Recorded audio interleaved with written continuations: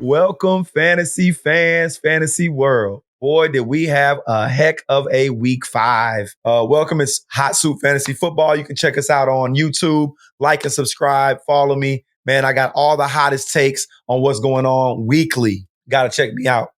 Number 1 overs for this week goes to Zack Moss. This guy seems to always be in my overs. Talked about Zack Moss all year. So Jonathan Taylor gets paid over $40 million for 3 years. One of the highest top 3 paid running backs right now in the NFL. Comes back and gives us 6 rushes for 16 yards. All those Jonathan Taylor fans who went and started Jonathan Taylor this week, I feel for you. Zack Moss jumps out the gate with 23 rushes, 165 yards, 2 touchdowns, 2 receptions for 30 yards.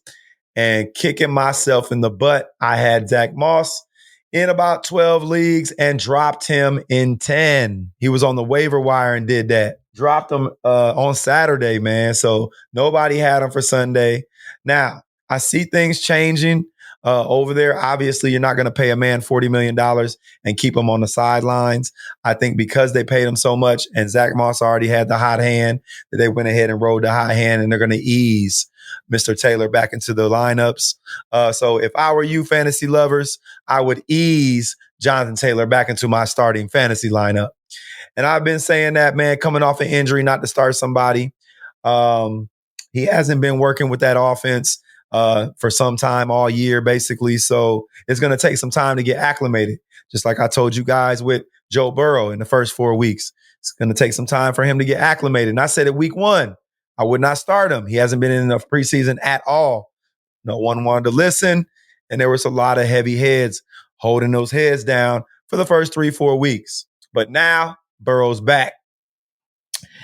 Now, with Cooper Kupp, I don't know if you guys went over my episodes a couple episodes ago, but I told you guys, Cooper Kupp's a different story.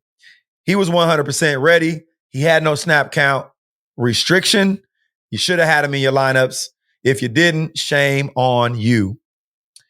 Number 2 on my overs this week was DJ Moore. Our boy DJ Moore went off for 8 receptions, 230 yards, and 3 TDs. Best game of his career.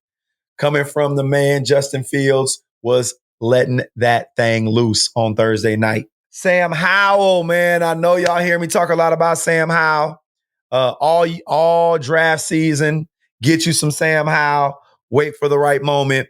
Sam Howell was going against, of course, those Bears. Terrible defense. Put up 388 on our head and 2 TDs. And he had a 2-point conversion. Sam Howell, congratulations on your great Sunday and being top 5 quarterback this week. Woo-hoo! Sam Howell. Overs, Dallas Goedert. Man, I seen guys out here dropping Dallas Goedert. I seen Dallas Goedert on my waiver wire. I am going to get him in 3 different leagues. Hopefully my waiver's high enough I can get him. Shame on my boy Darren Howard. Dropped Dallas Goedert. Dallas Goedert went off for 8 receptions, 117 yards, and a TD. Tight end number 2 on the week. Ooh, hurting some fantasy lovers out there. George Pickens had a great day. George Pickens went off for 6 receptions, 130 yards, and 1 touchdown. Great game for my boy George Pickens. He's going to continue to have a lot of work over there until Deontay Johnson gets back right. I believe Deontay Johnson will be activated by week 7. Jamar Chase, 15 receptions, 192 yards, and 3 TDs. Is number 6 on my overs list this week. Number 7, Travis Etienne puts up the number 1 for a running back this week. Goes off for 26 rushes, 136 yards, 2 touchdowns, 4 receptions for 48 yards, and a 2-point conversion. Oh my God. Etienne exploded over there in London. Breece Hall, talked about it. Put him on my number 1s. Breece Hall goes off for 22 carries, 177 yards and a touchdown. Also had 3 receptions for 17 yards. This man went off for almost 200 yards, man. I told y'all, anybody playing Denver defense, start him. Goff, number 9 on my list. Top 5 QB this week, went off for 236 yards, 3 TDs in the air, and he rushed for a touchdown. 4 TDs total for Jeff Goff without Jahmyr Gibbs and Amon St. Brown. That says enough right there in itself. Put him in your lineup, start him. And number 10 on my list, George Kittle had a day. 3 receptions for 3 TDs, 67 yards in the air.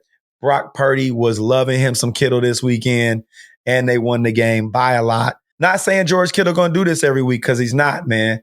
It just so happened he had those 3 targets that he had. He caught all 3, and they were all for touchdowns.